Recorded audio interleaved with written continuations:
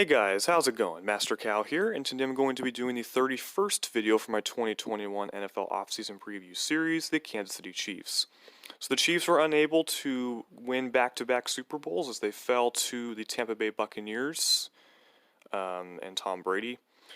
And heading into the game, because of the injuries on that offensive line, I expected the Chiefs to struggle against that ferocious Tampa Bay front seven, and that was pretty much exactly what happened, as Patrick Mahomes was running all over the field. I think he had like the most lateral, like backfield yards running like in Super Bowl history or something like that. It was just ridiculous how much pressure he was under, and it was a semi-competitive game, I guess, for the most part. But ultimately, just the injuries in the front were just too much to overcome for Mahomes. So, and with the salary cap coming, the Chiefs were over the cap entering the offseason, so they have a couple tough moves to make, and they will be hoping that they can keep enough of their core together to remain the top team in the AFC. So their offensive starters by cap space, obviously Mahomes at quarterback. He signed a historic extension last year, a 10-year extension that he obviously has 11 seasons left, and it doesn't even kick in until next year. This year would be the fifth-year option of his rookie deal. It's more the type of deal that you see in baseball as opposed to NFL, but Mahomes wants to stay in Kansas City, and he got to be the highest paid player overall in the NFL. So that was a pretty big deal for him. And he's managed to stay pretty healthy for the most part so far. He hasn't had any serious injuries. He's had some minor injuries throughout his career thus far, but for the most part, he's been pretty healthy.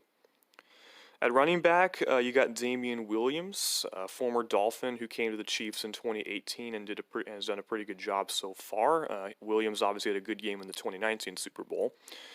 Williams, however, opted out of last season, and that allowed Clyde Edwards-Helaire, first-rounder in 2020, to establish himself early. Williams has a slightly higher cap hit than Edwards-Helaire. At left tackle is Eric Fisher, the number one overall pick in 2013 by the Chiefs, who's been a pretty solid, dependable guy. He isn't an elite left tackle, but he's very good and dependable. Unfortunately, he suffered an Achilles tear in the Chiefs' AFC Championship game win against the Bills, and that was a big reason as to why the Chiefs' offensive line struggled. And as a result, the Chiefs elected to release him a few days ago for cap savings. At left guard is Nick Allegretti, seventh rounder in 2019 from Illinois. Allegretti took over for the injured Kelechi Osemele and played pretty well throughout the season. They don't have a center under contract for the moment. At right guard is Laurent Duvernay-Tardif, who's been with the Chiefs since 2019. LDT was notably, I think he was the first player, if I remember correctly, to opt out of the season, him being a healthcare worker up in his native Canada. And so as a result, his 1 year remaining on his contract told over to this year, and the Chiefs will be happy to have him back. Right tackle is Mitchell Schwartz, former second rounder of the Cleveland Browns in 2012, who's been one of the better right tackles in the league throughout his career. And unfortunately, he was also released by the Chiefs on the same day that they released Fisher. And Schwartz missed most of the season with a back injury, which can be a tricky one for offensive linemen. And it is certainly possible that Schwartz could end up calling it a career. I haven't really heard a lot of serious reports that he is considered retirement, but the injury did require off-season surgery, and we'll see what kind of interest he has and what other teams have. Wide receiver, you got Tyreek Hill, fifth rounder in 2015 by the Chiefs, or sorry, it was 2016, not 2015. Hill seems to have shaken off the off-field incident that was a big distraction for him in 2019, and obviously remains one of the fastest players in the game. Then you got Mecole Hardman, a second rounder in 2019 out of Georgia, who's done pretty well for himself. They don't have any other wide receivers under contract. Tight end is Travis Kelce, who had one of the better seasons by a tight end ever, as he just narrowly was unable to lead the league in receiving yards. That honor went to the Bills' Stephon Diggs, but still, Kelce had an outstanding season last year. So their defensive starters, you've got Frank Clark off the edge, former Seattle Seahawk. He was acquired by the Chiefs in a tag-in trade in 2019. And Clark has been pretty solid. He is paid top pass rusher money, which he isn't really. He's more of like an A, like an A minus pass rusher as opposed to like an S tier pass rusher. but he's still pretty good. And then you got Chris Jones next to him, second round of the Chiefs in 2016, who's arguably the second best interior defensive lineman in the game behind Aaron Donald. Jones has been very disruptive, especially the past 3 years. The Chiefs franchise tagged him and were able to agree on a 4-year deal before the deadline to sign franchise players to long-term deals. Then you got Derek Anati, third rounder in 2018 from Florida State, who's been pretty decent. And then off the other edge is Mike Dana, fifth rounder in 2020 out of Michigan, who saw a nice amount of playing time as a rookie. At linebacker, you've got Anthony Hitchens, former Dallas Cowboy, who's entering the 4th year of his 5-year deal with the Chiefs. He's closer to solid than good, though.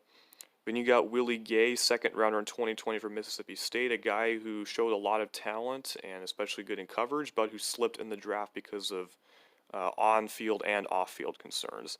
He was limited mostly to special teams as a rookie, although he did play in about a quarter of defensive snaps.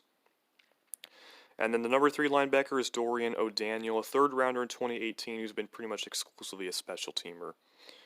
At cornerback, you got Rashad Fenton, 6th rounder in 2019, who saw some playing time down the stretch of his rookie season, and he was mostly a injury replacement, I think, this year. Then you got Thakarius Bo-Pete Keys, who was a 7th rounder in 2020. And Keys played a lot of special teams, saw a bit of defensive action, but not a whole lot. In the slot is Algerius Sneed, 4th rounder in 2020 from Louisiana Tech. Sneed bursts onto the scene as a rookie as he had an interception in his first NFL game, and he played pretty well throughout the entire season, as the Chiefs look like they may have gotten a steal in the day 3 of the draft in Sneed. At safety, you got the Honey Badger Tyrann Mathieu, who has been very good for the Chiefs in his 2 years there. He's entering the final year of his 3-year deal, so I imagine the Chiefs will look to extend him to A, keep him around, and B, to lower his cap hit. And then you got Juan Thornhill, second rounder in 2019 from Virginia. Thornhill returned nicely from an ACL tear and put up a pretty decent year. James Winchester is the long snapper. Tommy Townsend, who was decent as a rookie but wasn't that great in the Super Bowl, as the punter. And Harrison Butker as the kicker. They're free agents. You've got Sammy Watkins, Daniel Sorensen, number 1 corner Bashad Breeland, edge rusher Alex Okafor, linebacker Damian Wilson, number 4 receiver DeMarcus Robinson, starting center Austin Ryder, Mike Remmers, who took over for the injured Schwartz at right tackle and then started at left tackle in the Super Bowl, fullback Anthony Sherman. Sherman has decided to retire.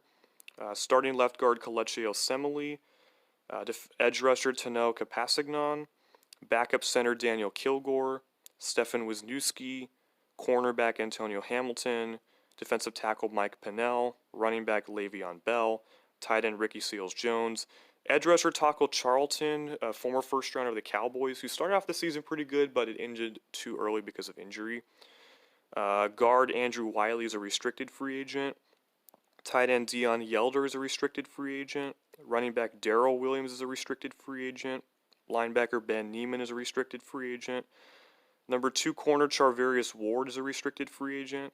Cornerback Alex Brown is an exclusive rights free agent. Wide receiver Byron Pringle is a restricted free agent. And backup tight end Nick Kaiser is an exclusive rights free agent. Kansas City right now has $12.155 million in cap space. That is after the releases of Fisher and Schwartz, along with a restructure of Mahomes' contract that freed up a bunch of cap room. The needs the Chiefs could look to add to, well, definitely now that they've torn down their offensive line, they're going to have to find replacements. The Chiefs have had discussions about re-signing Remmers.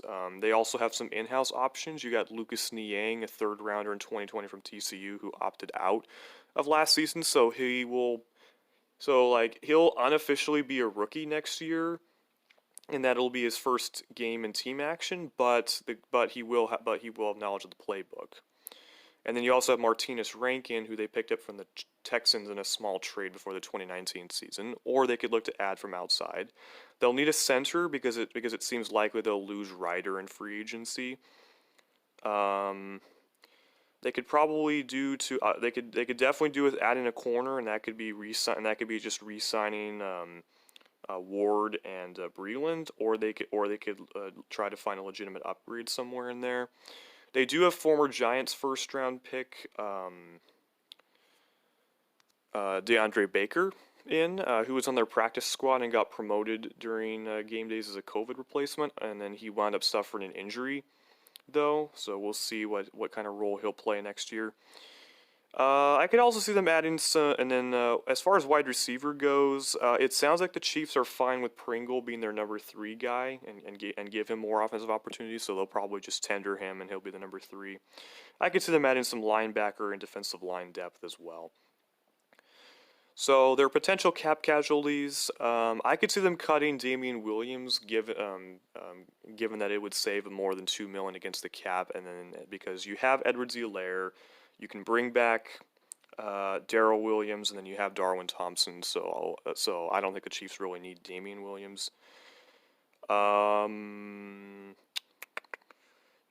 Hitchens' contract, if they wanted to cut him, would probably be best to post June 1st cut him. And then obviously they're not going to cut key players like Matthew or Hill, and again I'd imagine that they're going to get an extension done for the Honey Badger. So that's going to do it for this video. I hope you guys enjoyed, and stay tuned for the final off-season preview video.